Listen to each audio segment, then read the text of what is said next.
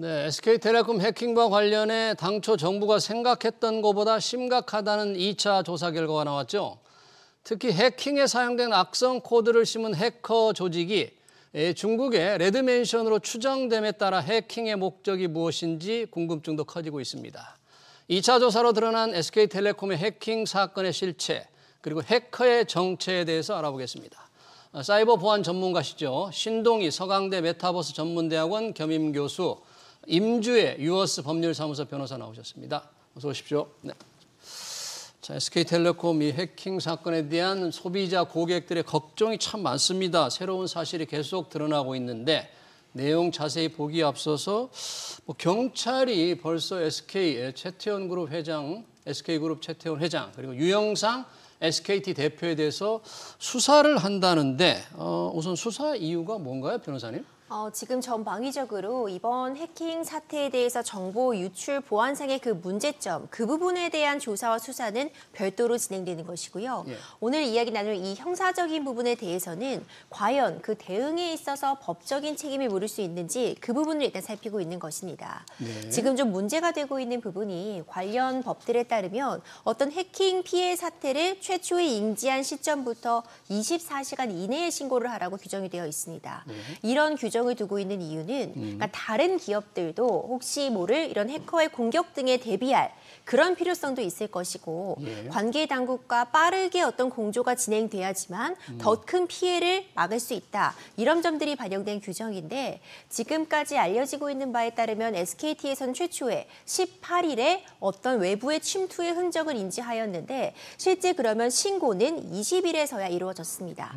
그 간격이 발생하고 있고 물론 SKT에서는 사건의 어떤 진상을 조사하는 데 시간이 필요했지 네. 고의적으로 이런 유출 사실을 누락하거나 늦게 신고한 것은 아니라고 밝히고 있지만 사실 시민 단체나 이런 입장에서는 어떤 시간을 좀 번 것이 아니냐 이런 의혹을 제기하고 있고요. 네. 그렇다면 이런 부분들이 업무상 배임이나 횡령 같은 부분이라면 어떤 대응, 어떤 정보 보안과 관련된 부분의 비용 투자를 하지 않은 부분, 이런 부분들이 피해를 키웠다 해서 좀 주장하고 있는 측면이 있고 예. 관련 규정들, 이런 신고 규정들의 미비점 같은 부분, 이로 인해서 어떤 업무 방해가 발생했다. 이런 점들을 좀 주장하고 있는 것으로 보입니다. 네, 그러니까 늑장 대응을 했다. 경찰의 수사가 되는데 우선 SK텔레콤 지금 수습하느라고 정신이 없으니까 거기 수사도 중요하지만 해킹의 실제를 파헤치는 수사의 역량을 좀 더 집중해야 될 것 같습니다. 자, 그러면 해킹의 배후로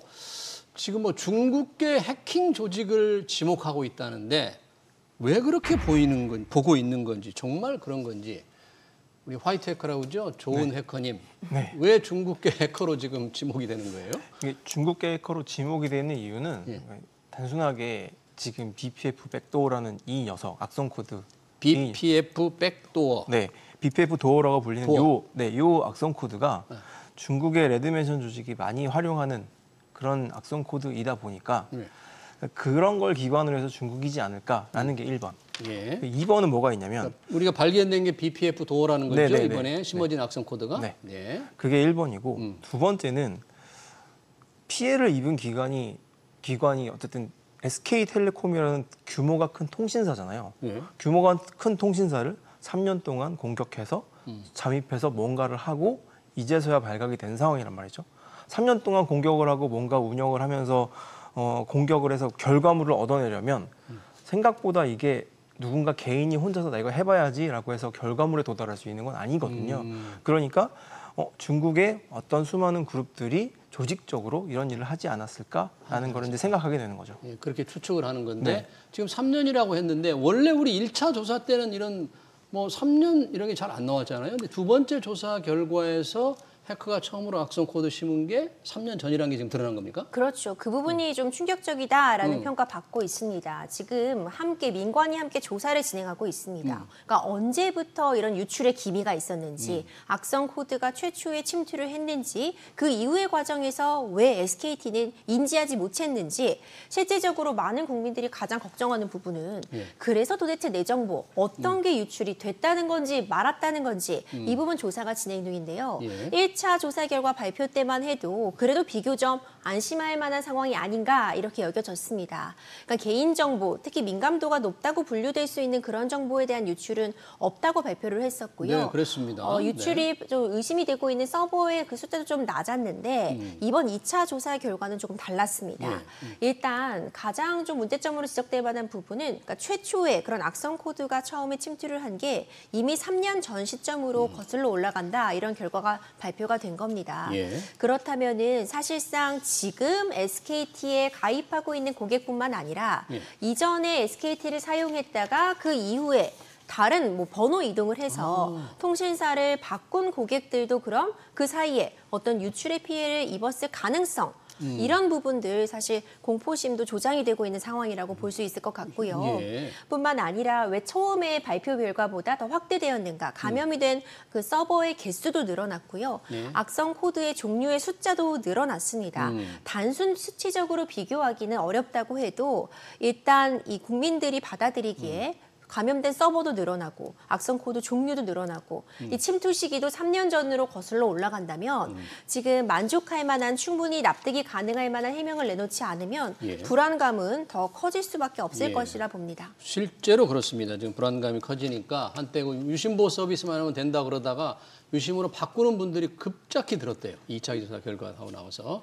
그런데 이제 이 해킹 처음에 악성 코드 심은 게 3년 전 2022년 6월 15일로 이게 특정이 됐습니다. 3년 전인데 어떻게 이런 대형 통신사가 3년 전에 이게 사이버 해킹이 시작이 됐는데 해킹이 시작됐는데 그걸 모를 수가 있어요? 3년 동안? 이게 공격자 가능해요? 네, 가능합니다. 그러니까 공격자 입장에서는 내가 이제 공격을 해서 어딘가의 권한을 내가 탈취한 상태라고 봤을 때 거기에 내가 원하는 어떠한 행위를 할 만한 파일을 이렇게 남겨놓게 되는데 이제 이번에 뭐 웹젤이 됐던 악성 코드가 됐던 이런 걸 남겨놓거든요. 근데 그거를 탐지가 되도록 그냥 놔두지 않습니다. 어떻게 해요? 그러면 내가 어느 정도의 권한을 얻었고 내가 원하는 기능을 할 수 있는 파일을 거기 놔뒀으면 그 파일을 조금씩 바꿔갑니다. 그러니까 파일을 실행할 수 있는 기능을 갖고 있는 어떤 파일을 넣어놨으면 1번 파일을 넣어놨으면 1번 파일을 몇 년 동안 동일하게 유지하지 않습니다. 1번 파일을 탐지가 썼다가 안 되게 자꾸 이렇게 변형 만들고 동일한 기능을 하지만 형태는 다른 거. 예. 그런 것들을 계속해서 바꿔서 넣죠. 예. 그러면 이제 3년 동안 한 개가 있는 게 아니라 여러 개가 있으니까 사실은 그 탐지를 피해갈 수 있게 되는 거죠. 네, 그러네요. 그 사이에 임주혜 변호사님 말씀하실 때 이제 민감한 개인정보 1차 조사 때는 그런 게 나가지 않았다. 그런데 이번 조사 결과 민감한 개인정보가 담긴 서버에도 악성 코드가 발견이 됐잖아요. 그래서 그 민감한 정보, 개인정보 유출이 됐는지 여부는 최종 확인이 안 됐나요? 확인이 안 됐습니다. 다만 유출 가능성이 있다라는 표현을 하는 것까지는 가능할 것 같은데 구체적으로 이제 IMEI 정보가 지금 문제가 되고 있습니다. IMEI. 결국 이 휴대폰의 고유 식별 번호라고 볼 수 있을 것 같은데 이제 이 정보가 이제 국민들이 알기에 이걸 갖고 있으면 경우에 따라서는 뭐 복제폰을 만들 수 있는 거 아닌가, 내 휴대폰과 동일한 휴대폰이 어디선가 만들어지는 것 아니냐 이런 또 공포심을 유발하게 하는 그런 정보라고도 보여지거든요. 그런데 구체적으로 어떤 유출 사실이 확인이 되었다거나 어떤 대규모 유출 피해가 발생했다라는 것이 아니라 이 해당 정보가 저장되어 있는 서버에도 일정 부분 그런 침입의 흔적이 보이기 때문에 유출되었을 가능성은 존재하지만 문제점으로 지적될 만한 부분은 지금 이 서버에 접근하는 그 로그 기록이 작년 12월까지 그러니까 4개월 정도만 원래 보관을 하기 때문에 그 이전에는 이 로그 기록이 아예 남아있지 않아서 사실상 그렇다면 그 이전은 유출이 있었는지를 어떤 방식으로 확인을 할 수 있을 것인가 지금 그 문제가 남아있는 상황입니다. 확인할 수가 없어요? 그 로그 기록이 없으면? 네, 현재로서는 그 로그가 없으면 실제로 정보가 나가는지 정확하게 확인할 수 있는 방법은 없고요. 그래서 뭘 하고 있냐면 그 전에 기록이 없으니까 다른 기록하고 비교를 해서 확인해야 되다 보니까 지금 3년 전에 최초의 모든 사고가 있었다고 생각을 하는 거잖아요. 그 시점부터 지금까지 이 사고로 인해서 발생될 수 있는 신고건들이 있을 수 있잖아요. 이거하고 연관돼서 혹시 이런 정보가 나갔으면 이런 사건이 있을 수 있지 않을까라는 거라고 생각되는 신고건들이 있습니다. 그런 것들을 살펴보고 있는데 그런 것들과 연관된 거는 아직 뭐 어떻게 매칭되는 게 있다 없다는 발표된 게 없습니다. 아, 발표된 게 없다. 네, 없는 근데 게 아니고 그런 것들을 이제 지금 조사를 하고 있는 단계라고 보시면 됩니다. 그게 네. 민감한 정보라서 이게 개인정보보호위원회에서만 정확히 조사할 수 있는 모양이죠. 이렇게 침해 사고가 이제 신고가 들어오는 게 SK텔레콤으로 직접 갈 수도 있고 한국인터넷증권으로 갈 수도 있고 기타 다른 신고처가 있기 때문에 그런 것들 다 정보를 모아서 같이 이제 비교해서 분석을 해봐야 되는 거죠. 임주혜 변호사님, 그러면 1차 조사할 때는 개인정보 유출이 없었다라고 정부가 발표를 했잖아요. 근데 지금 보니까 유출됐을 가능성도 있다. 이렇게 지금 달라진 건데 이 책임 문제가 생길 수도 있을 것 같아요. 자칫하면. 사실 좀 엄밀히 비교해 보자면 1차 조사 당시에도 그러니까 유출이 확인된 바는 없다라는 표현이었던 것 같습니다. 그러니까 하지만 좀 중요한 부분은요. 우리가 일반적으로 어떤 절도 사건이 발생을 하면 지금 내가 어떤 거를 도둑맞았는지 물리적으로 바로 확인이 가능합니다. 내가 지금 지갑을 도둑맞았다. 내가 지금 내 휴대폰을 도둑맞았다. 그러니까 뭘 피해를 입었는지가 구체적으로 확인이 되는데 정보 유출 같은 경우에는 내가 갖고 있는 내 개인정보라면 내 것이라고 볼 수 있지만 이런 해킹 피해가 있었을 때 언제 내 정보가 도둑을 맞았는지, 도둑을 맞은 건 맞는지, 어떤 정보가 도둑 맞았는지 실질적으로 확인할 방법이 쉽지 않습니다. 그걸 또 일반적으로 이걸 소비자, 이 정보 주체에게 입증하라고 한다면 입증이 거의 뭐 불가능하다고 볼 수 있겠죠. 그렇기 때문에 기본적으로 이런 유출 사고가 발생하고 책임 소재가 문제가 된다면 언제 그래서 어떤 정보가 나갔는가 이 부분 확인에 시간이 걸릴 수밖에 없고 계속해서 어떤 유출될 가능성은 있다. 유출이 되었는지 확인할 수는 없다. 이런 애매한 표현만이 남는 게 계속 문제점으로 지적이 되거든요. 이번 사안 같은 경우에도 동일해 보입니다. 그러니까 3년 전부터 시작된 어떤 위협의 발생이 있었다고 하는데 그 가운데 언제 정보가 나간 것인지 언제 나갔느냐. 그리고 어떤 종류가 나간 것인지 나간 건 맞는지 사실상 애매한 부분만 남아 있어서 조사가 계속 진행이 되다 보면은 그런 부분들이 조금 더 범위가 좁혀지고 좀 더 세무화될 수는 있겠지만 가능성이 남아 있다. 가능성은 있었지만 현재로선 확인이 어렵다. 확인된 바는 없지만 가능성은 있다. 이런 표현이 계속 앞으로도 들릴 수밖에 없지 않나 좀 우려스러운 상황입니다. 가능성이 있는데 가능성도 10%일 수 있고 50%일 수 있고 80%일 수도 있는데 한 몇 퍼센트나 될까요? 일단은 외부에서 침입해서 SK텔레콤에게 어떠한 금전적 요구도 하지 않았거든요. 그러니까요. 3년이 되는데 지금 조용히 있는 거예요. 그렇기 때문에 가져갔다고 보는 게 맞습니다. 사실은. 그래서 가능성이라고 하는 게 가능성이라고 얘기하지만 가져갔다고 생각하고 지금 대응을 하고 있기 때문에 뭐 유심 보호 서비스라든가 유심을 교체하는 걸 지금 적극적으로 권장하고 추진하고 있잖아요. 아니, 가져가면 해커라는 게 뭐 돈을 요구하는 어떤 경제적인 목적도 아니고 가져가서 지금 뭐 하고 있는 거예요? 사실은 어떠한 이득이라는 게 반드시 경제적으로 금전적으로 환전되는 어떤 형태로만 가져갈 수 있는 게 아니라 정보를 돈으로 환산할 수 있는 것도 충분히 많이 있거든요. 지금 같은 경우는. 그래서 그 정보들을 가지고 이후에 뭔가를 도모할 수 있기 때문에 그런 걸 쌓는 차원으로 지금 계속해서 하다가 뭐 탐지가 될 수 있는 거기 때문에 꼭 금전적인 걸 요구하지 않아도 충분히 이득은 취했을 거라고 생각하고 있습니다. 그러니까 장기간 해킹을 해서 많은 주요한 정보를 축적을 하고 보유하고 있다가 필요한 경우에 어떤 활동을 할 수가 있다는 건데. 그렇죠. 이게 더군다나 지금 중국계 해커 조직으로 우리가 지금 추정을 하잖아요. 그러면 만약에 중국계 해커 조직이라면 수많은 우리 한국 사람들의 정보를 가지고 있다가 뭘 할까요? 이게 뭐 무슨 통신망을 마비시키려고 그럴까요? 사실 일반적인 그런 절도 사건도요. 결국 그 물건을 환금화, 그러니까 다시 되팔기 위해 어떤 시장에 내놓게 됩니다. 그래서 뭐 중고거래 사이트를 통해서 내가 지금 잃어버렸던 물건을 되찾기도 하고 그 사이트에 누가 다시 그걸 판매하려고 올렸는지를 놓고 절도법을 잡기도 하거든요. 근데 이 정보 같은 경우에는 정확히 말씀 주신 것처럼 언제 이걸 내다 팔지 모릅니다. 아마 그 시간 동안 이 정보의 가치를 더 높이기 위해 분류화한다거나 다른 이미 기존에 탈취했던 정보들과 결합하는 과정을 거쳤을 수도 있고 어떤 과정을 거치고 있는지는 모르지만 가장 그 가치를 높게 매김받을 수 있는 시점에 되팔기 위해서 뭔가 준비를 하고 있었을 가능성은 있어 보이거든요. 이제 이런 부분들을 감안하자면은 구체적으로 사실 정보 주체가 언제 피해를 입게 될 것인지 그 부분을 예측하기 좀 어렵지 않나 생각이 됩니다. 그렇다면 이 악성 코드를 심은 것으로 추정되는 중국의 해커 조직 레드맨션 얘들은 과거 행태를 좀 보면 유추를 해볼 수도 있을 텐데 레드맨션이 과거에 해킹을 해서 어떤 뭐 요구를 했다거나 어떤 해킹을 어느 국가에 어떻게 한 사례들이 좀 있습니까?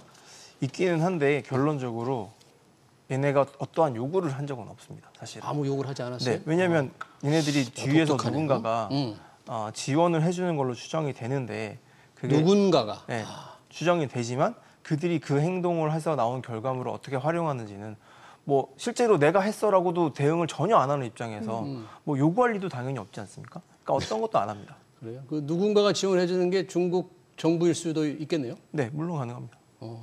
그럼 중국 네. 네, 사실상 대부분의 사람들이 이런 중국에 있는 조직들이 뭔가 활동을 하게 되면 대부분 뒤에 중국 정부가 있다고 생각을 하기 마련이고요. 예. 이 상황에서 이들이 가져온 정보들을 가지고 중국 정부가 어떤 행동들을 하겠지 아니면 그 정보들을 다시 보고 다른 부서들과 나눠 가지면서 이후에 뭔가 다른 사이버 작전 아니면 다른 뭔가를 위한 작전을 도모하겠지 이렇게 생각을 하고 있는 중인 거죠.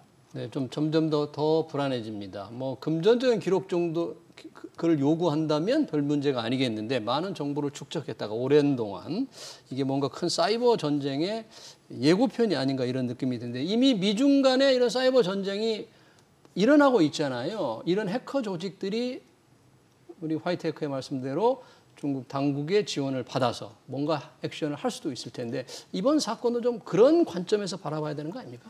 그렇죠. 아직까지는 어디나 가능성이기 때문에 일단 전 방위적으로 수사를 시작하는 것이 좀 중요할 것 같습니다. 예. 미국에서도 백악관에서도 이 부분에 대해서 계속 발표를 하고 있고요. 예. FBI에서도 중국이 배후에 있는 것으로 굉장히 의심이 되고 있는 그런 사이버 테러 조직들이 이런 정보들, 특히 휴대폰과 관련된 정보들은 우리가 휴대폰 없으면 요즘 일상생활이 불가능할 그럼요. 정도로 네. 여기에 많은 정보들이 응축되어 있고 뭐 금융거래도 이걸 통해서 하고 있기 때문에 이걸 가지고 뭔가 중국이 하려고 한다라는 그런 수사 결과라던가 그런 의혹도 계속 제기하고 있는 것 맞습니다. 이제 이번 사안 같은 경우에는 아직 우리도 유출을 인지하고 관련된 내용들을 파악하고 있는 초기 단계로 보여지기 때문에 섣불리 어떤 배후를 지적한다거나 이 부분의 소행이라고 단정하기는 어렵겠지만 일단 이런 유출의 위험성이 있는 것은 분명한 상황이기 때문에 SKT 측에서는 법적으로 책임질 부분은 책임지고 특히 최대한 이런 부분들 보완을 다시 강화하는 조치를 필요할 것 같고요. 네. 수사 당국에서는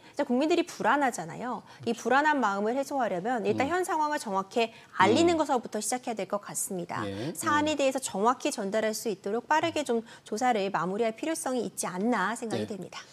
자, 이 중국의 해커 조직 얘기를 좀 하고 계시는데 레드맨션으로 추정된다. 그 악성 코드를 심는 기술이 이제 중국의 해커 조직이 썼던 것으로 알려지면서 이런 얘기가 나오는데 우리 통신사들 과거에는 중국 해커 조직의 공격을 받은 적이 한 번도 없었습니까? 있었죠? 있었습니다. 그때는 어땠어요? 그때는 이제 뭐 사실상 뭐 탐지가 돼가지고 막혀 있는 경우도 많고 사실상 그 통신사든 어떤 우리나라 국가 기관도 마찬가지인데 가장 앞단에 방화벽이라던가 어떤 이제 보안에 관련된 장비들이 설치가 되어 있거든요.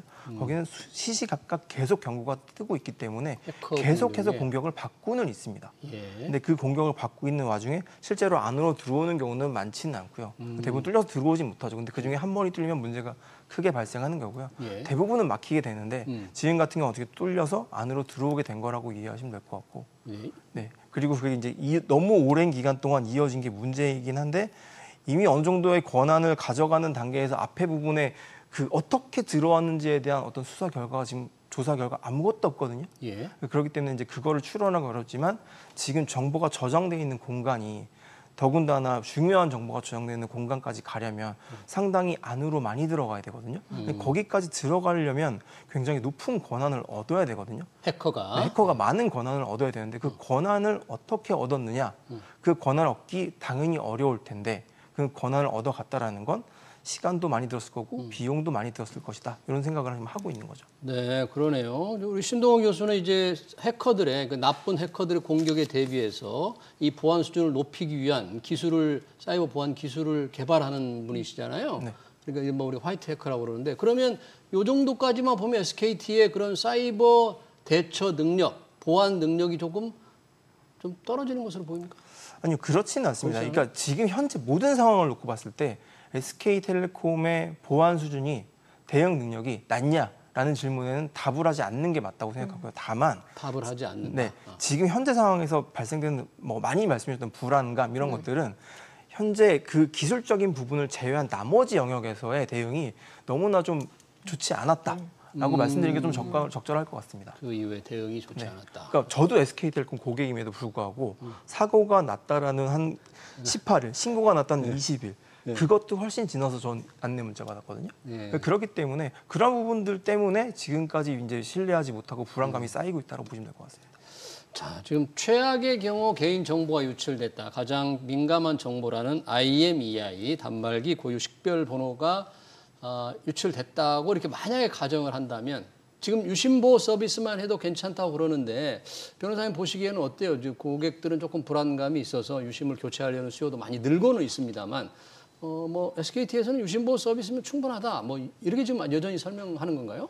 그렇죠. 이제 SK텔레콤 측에서는 필요하다면 이제 유심 교체도 계속 진행 중이고 실질적으로 이 2차 조사 결과 발표 이후에는 유심 교체를 시도하는 그 시민들 비중이 훨씬 늘어났다고 합니다. 그러니까 유심 교체도 이루어지고 있고 유심 보호 서비스 가입은 지금 자동으로 이루어지고 있고 관련해서 여러 가지 보안 정책들을 강화하고 있기 때문에 최선의 조치를 취하고 있다고는 보여집니다.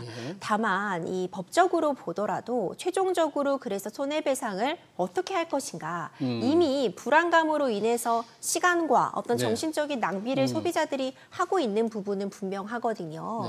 그리고 이와 관련해서 이 사태 때문에 이제 SK텔레콤에서 번호 이동을 하는 그런 소비자들. 그랬을 때 사실 SK텔레콤에서 장기 이용 고객으로 누리고 있던 혜택을 포기하고 다른 곳으로 옮겨간 부분들이 있잖아요. 위약금도 어떻게 할 건가? 그렇죠. 사실 이 개개인에 봤을 때 그 부분을 뭐 모두 손해배상해 줄 수는 없겠지만 일정 부분 SKT가 이 유출 사고에 대해서 책임을 진다고 한다면 그리고 거듭 강조하면서 어떤 유출로 인한 피해가 발생하면 100% 보장하겠다고 하고 있거든요. 그런데 이제 법적으로 봤을 때 그 피해가 뭔가 그게 지금 확정이 안 돼서 100%를 그럼 보상할 수가 없는 노릇이거든요. 피해가 발생하면 보상하겠다고 하는데 사실상 그 피해라는 것이 과연 액수로 책정이 될 수 있는가 법적으로 보기에 그게 참 어렵고 어찌 보자면 불가능하다고 보여져서 100% 책임지겠다는 말이 오히려 역설적이게 책임을 안 질 수도 있다 이렇게 저는 들려서 이 부분 이 개별 소비자들에게 좀 납득할 만한 보상안의 제공도 좀 필요하지 않을까 이런 생각이 듭니다. 네, 이제 소비자들의 불안감을 낮추는 게 중요한데 IMEI 단말기 고유 식별 번호가 유출됐다면 그래도 이 복제폰을 만들 수 있느냐 없느냐 해서 뭐 만들 수 없다는 얘기들이 많아요. 실제 뭐 만들 수는 없는 거예요, 그래도? 그러니까 만들 수 없다라고 하면 거기까지만 정보가 유출됐다.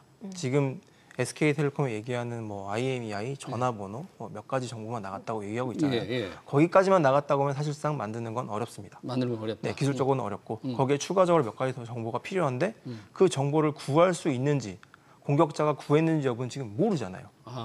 만약에 구했으면 복제할 수 있겠죠. 근데 문제는 복제해서 그 복제된 핸드폰이 SK텔레콤 망 안에 들어와야 실제 효용성이 있는 거잖아요. 무슨 2차 피해가 발생할 하려면 그래야 되는 건데. 네, 그렇죠. 근데 지금 SK텔레콤 입장에서는 예의주시하고 있거든요.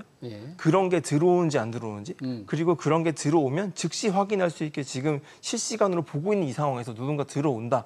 라고 하면 무조건 다 막힐 거거든요. 그게 뭐 비정상 인증 차단 시스템입니까? 네, 맞습니다. 그게 뭐 최고 높은 수준에 있는 거예요, 지금?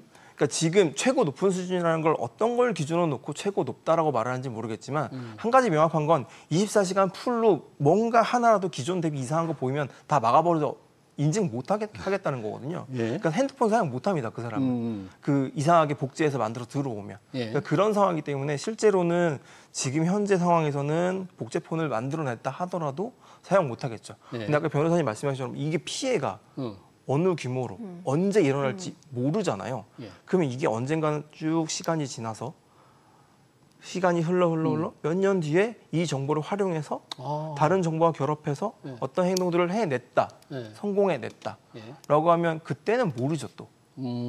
그때 이 피해가 그거로 인해서 발생했는지 여부는 이 책임은 어떻게 할 거지? 이것도 모르는 거고요. 피해 규모도 모르죠, 그러니까 사실은. 피해를 산정한다, 피해를 추정한다, 그 피해를 다 100% 보상하겠다는 게 조금 공허하게 좀 들릴 수도 있다. 그런 얘기로 지금 접근이 되는 거네요. 그런 부분 참 어떻게 금전적으로 명확하게 할 수가 없잖아요. 그렇죠. 지금 사실 소비자들 중에 이제 일부가 소송도 제기해둔 상태입니다. 소송을. 그렇죠. 그러니까 이 민사적인 손해배상을 물어야 된다. 근데 이전에도 사례들이 있었습니다. 대규모로 이런 유출 피해를 겪었던 뭐 카드사에서 유출됐던 사례도 있고요. 인터넷 쇼핑몰에서 유출됐던 사례들도 있는데 실제로 뭐 1심에서 배상 책임이 인정이 돼도 1인당 10만 원 정도가 인정이 됐습니다. 물론 그 규모를 이제 고려해 보자면은 10만 원이 꼭 적은 금액이다. 이렇게 일률적으로 말하기는 어렵겠지만 어떤 유출 사고가 발생했고 그 대응 과정에서 쓰게 되는 이 소비자들의 그런 시간이라던가 그 노력들을 감안하면 또 결코 많은 액수다라고 말하기도 어렵거든요. 그런데 재판부 입장에서도 계속해서 이제 강조드리지만 어떤 손해라는 것이 물리적으로 딱 산출하기 어렵기 때문에 또 고액의 위자료를 선고할 수 없는 또 그런 어려움도 존재해서 예. 이번 사안 같은 경우에도 소비자들의 소송도 어떤 식으로 진행이 되고 소비자들에게 어디까지 이 피해를 입증할 책임이 부여가 되는지 실질적으로 법원에서 피해 산정을 어떻게 할지 이 부분도 사실 개인정보 유출과 관련되는 부분들은 앞으로도 계속해서 문제가 될 여지가 다분하기 때문에 네. 이 소송도 그 결론에 따라서 앞으로 미칠 영향력이 상당하리라고 보고 있습니다. 그러네요. 과연 어떤 정보가 어떻게 유출됐는지가 좀 명확하지 않은 상태에서 일부 정치권에서 이런 얘기를 하곤 합니다.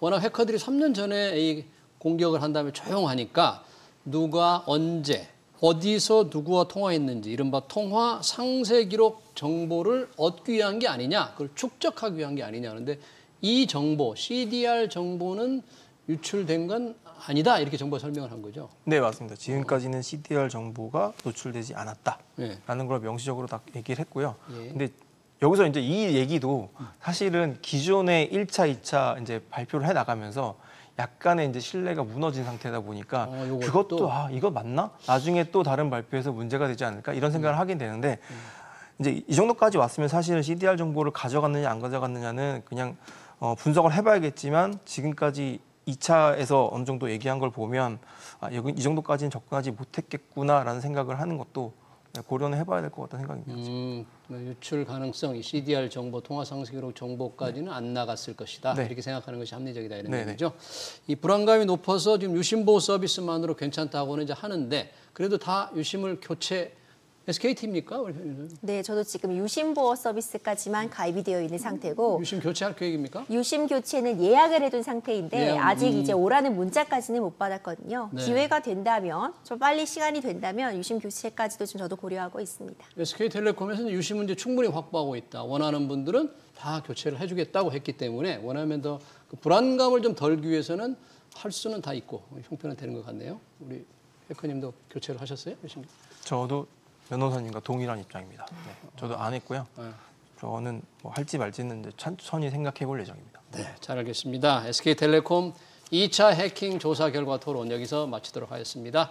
지금까지 신동희 서강대 메타버스 전문대학원 겸임교수, 임주의 유어스 법률사무소 변호사였습니다. 고맙습니다.